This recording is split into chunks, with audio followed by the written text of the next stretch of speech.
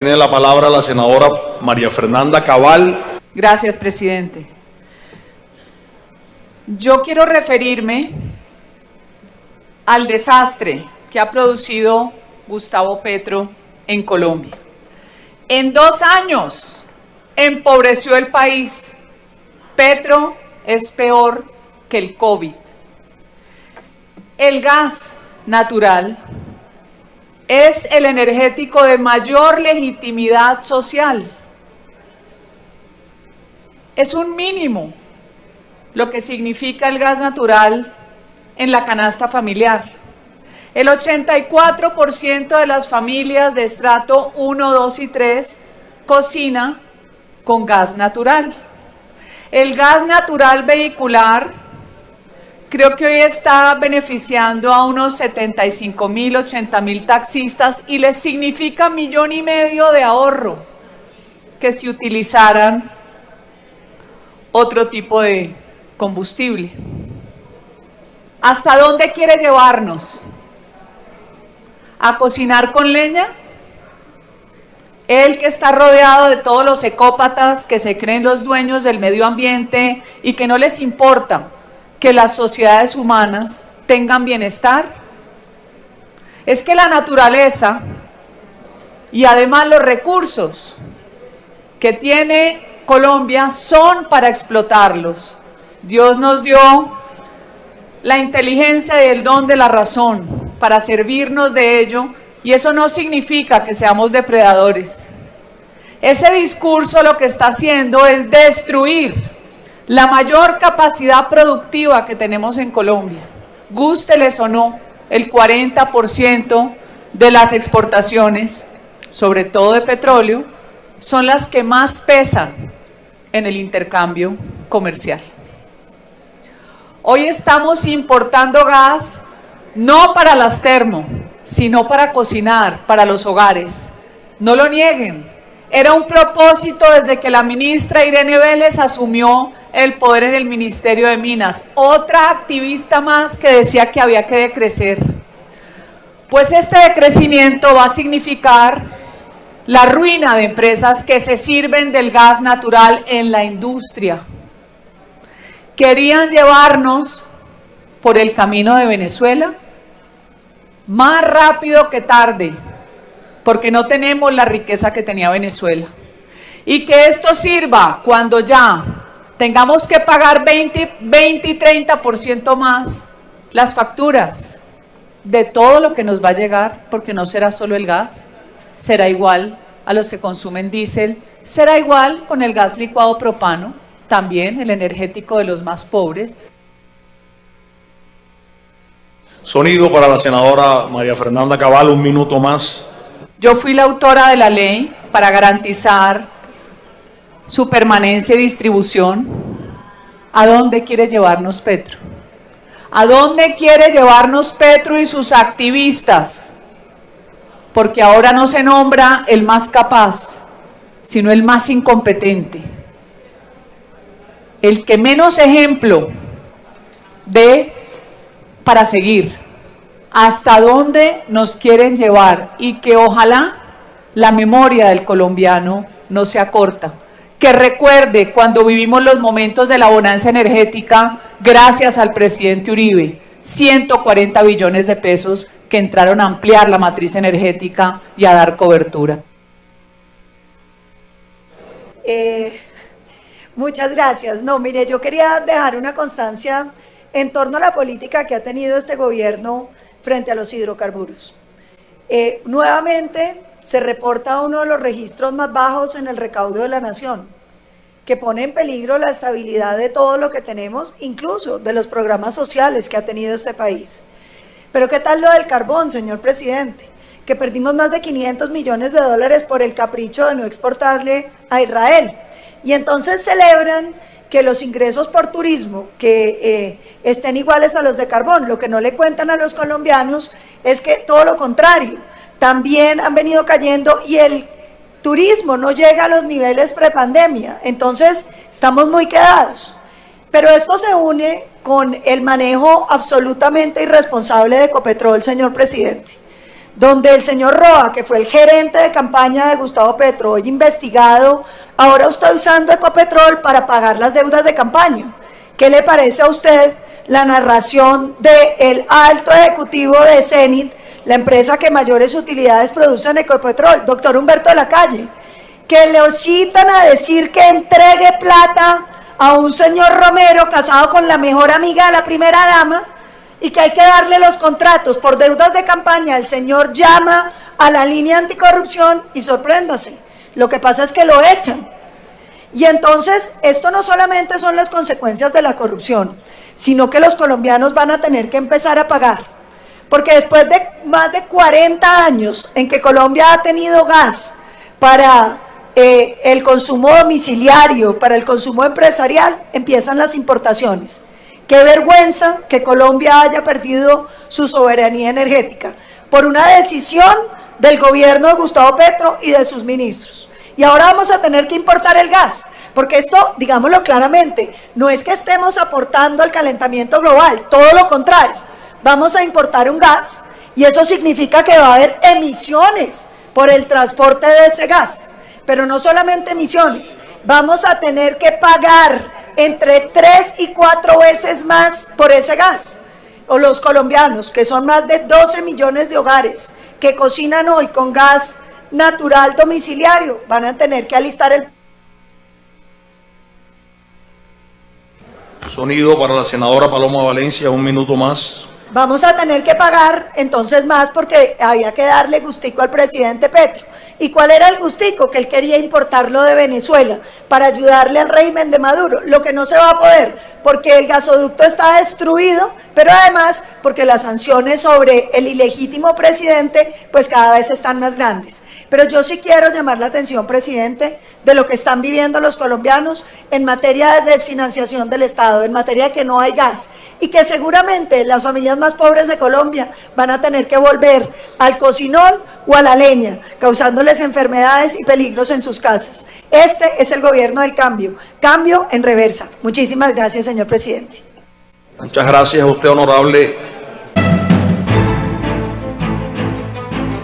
Porque aquí se excusan con la idea que es la protección del campesino. Ajá, ¿y los demás dónde quedan? ¿No tienen derechos?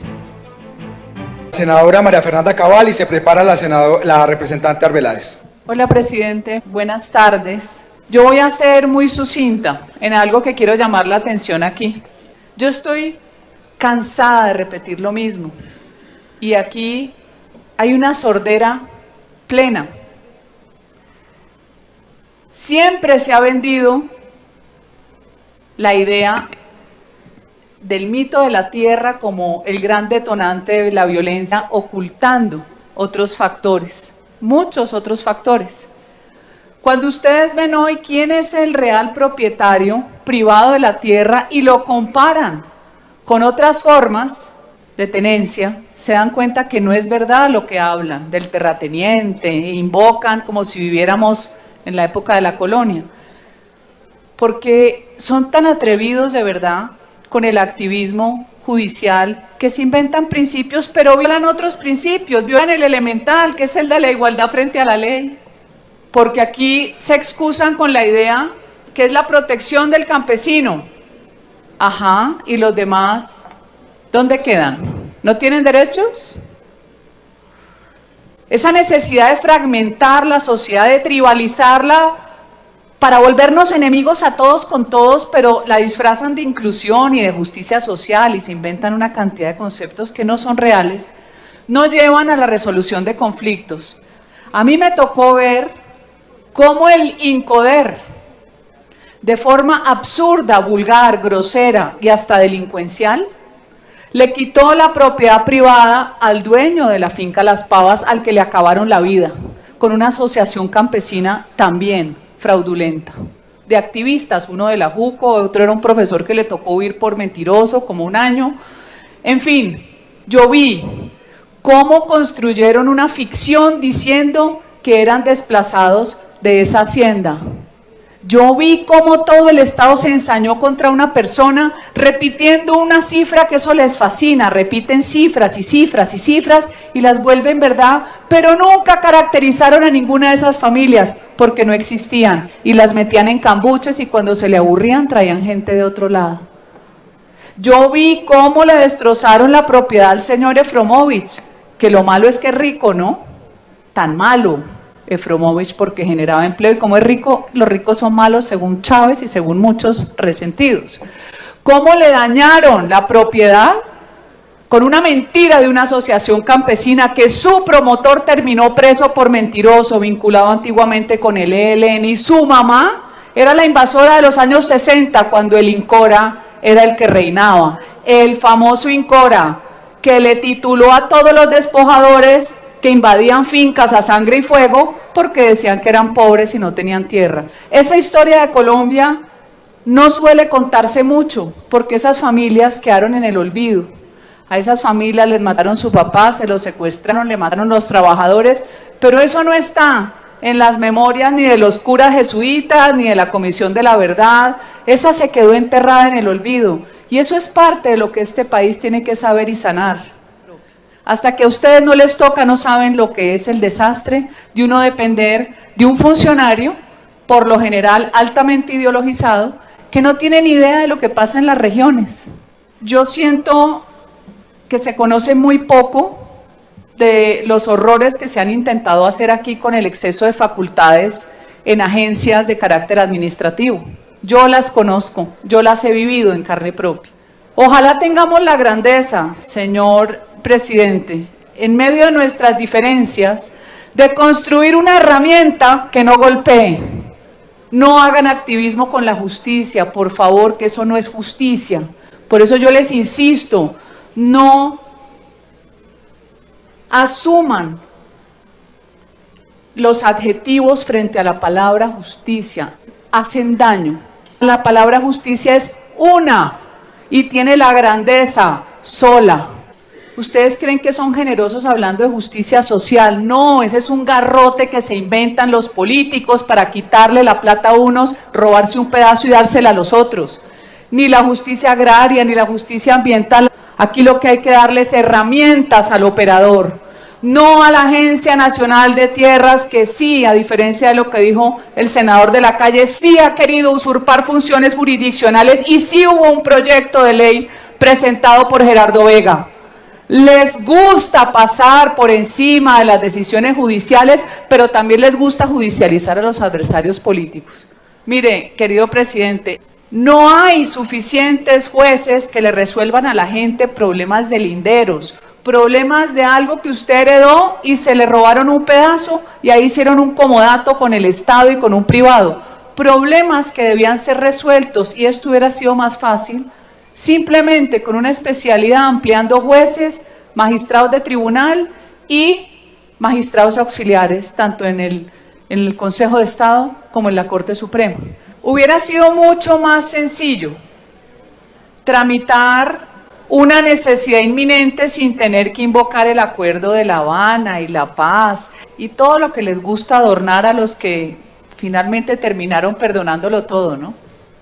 Yo estoy dispuesta, y como lo dijo aquí la senadora Paloma y el representante Hernán Cadavid, tenemos posiciones unificadas, algunas diferencias en otras, a que si es una herramienta que va a ser válida para darle celeridad a los conflictos de todo tipo agrarios, no tienen que ser de ningún acuerdo de La Habana que ahora se nos volvió el emperador, el acuerdo de La Habana, la religión del Estado, el acuerdo de La Habana, no. Conflictos que existen no resueltos, ustedes pueden contar con el respaldo de esta bancada. Gracias. Senadora Paloma Valencia, tiene usted el uso de la palabra. Gracias, señor presidente. Yo celebro mucho que se haya tenido en cuenta lo que yo propuse. Esta jurisdicción debiera estar dedicada a los campesinos, que son los que tienen problemas. Y tienen problemas, senadora Min, porque no tienen plata, por ejemplo, para pagar los impuestos de sucesión.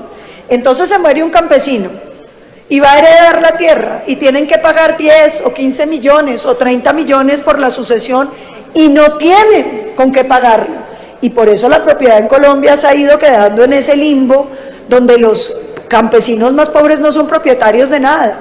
Por eso yo celebro que se haya incluido ese artículo donde los procesos, por ejemplo, de sucesión, donde haya acuerdo entre las familias, los podamos llevar a la jurisdicción y hagamos una rebaja del 90% de todos los impuestos de registro y de todos los trámites adicionales. Creo que en la reforma tributaria, que parece que está revivida, debiéramos pensar en eso, en cómo se le ayuda a los campesinos más pobres a no tener que pagar unos impuestos, representante Correal, que no tienen cómo pagar, y por eso es que la propiedad en Colombia hoy no tiene realidades. Pero sí quiero decirles que yo sigo teniendo unas preocupaciones. Por supuesto fueron los temas, no los voy a hablar todos los que logramos acuerdos, pero sí quiero que miren esto. Cuando llegaron los españoles hubo dos tipos de tierra: los resguardos indígenas y las propiedades de los españoles y sus herederos. Todo lo demás es lo que se llamaba baldío. Siguiente. Entonces, cuando vino la independencia, esos dos títulos, los que eran, digamos, españoles y resguardos, se mantuvieron, pero todo lo demás quedó en un título que se llamaba baldío. Siguiente. En 1912 lo que se dijo es: todo lo que no es ni de descendientes españoles ni de los indígenas se llamará baldíos, es decir, eran propiedad del Estado colombiano. Siguiente. Durante el gobierno del presidente López Pumarejo, 1936, se dijo: no señor, todo aquel que vaya y explote esas tierras que eran del Estado, se hace dueño. Senador Vega, esto es muy importante para su departamento, porque ahí fue que los colonos colombianos arrancaron sobre el eje cafetero, arrancaron sobre los llanos orientales, y cada quien iba poniendo a producir esos baldíos y se suponía que le iban a quedar. Ojo, esta normatividad del 36 decía que no importaba cuánta plata tuviera usted, si era rico, si era pobre, si usted iba y trabajaba la tierra era suya. ¿Qué pasó? Mucha gente legalizó los baldíos, pero mucha gente no los legalizó, simplemente los utilizó, hizo alguna anotación de su posesión y eso quedó así. Siguiente, 1994, la ley 160 dijo: no señor, los baldíos vuelven a ser de la nación, lo que no se haya entregado sigue siendo de la nación. ¿Qué se había entregado efectivamente, senadora Mí? Ni idea, porque hubo gente que explotó la tierra ahí en ese periodo entre el 36 y el 94 y no la legalizó. El gran caso son los llanos orientales. Mucha gente simplemente cogió su tierra, empezó a explotarla y la está explotando desde entonces, y eso no quedó legalizado absolutamente. Siguiente. Entonces, la pregunta es esta, queridos congresistas: ¿qué pasa con los bienes comprendidos entre 1936 y 1994, cuya resolución no está muy clara? ¿Cuál es la propuesta del gobierno? No señor, que la Agencia Nacional de Tierras lo decida. Nosotros queremos insistirles en la necesidad en que esto lo resuelva un juez de la República, con toda la paciencia para poder decir: sí señor, esto en 1945 estaba explotado, por lo tanto bajo la normatividad de ese tiempo hay que proteger el bien. ¿Por qué? Porque imagínense la cantidad de transacciones, senador Humberto Lacalle, que se pudieron haber hecho, las compras de buena fe de muchísimos colombianos. Algunos se estará preguntando lo mismo que me pregunto yo hoy, querida representante Marilén: ¿cuánto porcentaje del territorio nacional está en este problema? ¿Sabe cuál es la respuesta? Nadie sabe. Nadie sabe, representante Racero.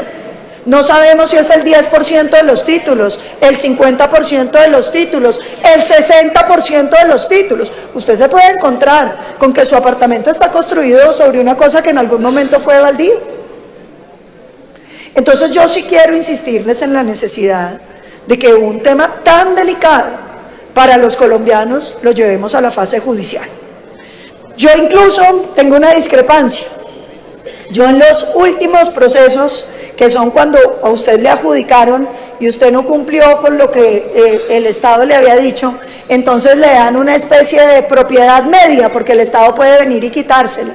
Yo creo que cuando uno ha entregado propiedad debe entregar plenos derechos, porque uno no puede tener propietarios amenazados por convivencia, donde el Estado, si usted no está haciendo lo que quiere, entonces se los quita. Creo que la propiedad que se le entrega a los campesinos tiene que quedar igualmente asegurada como la de cualquier colombiano que lo haya adquirido por mecanismos distintos.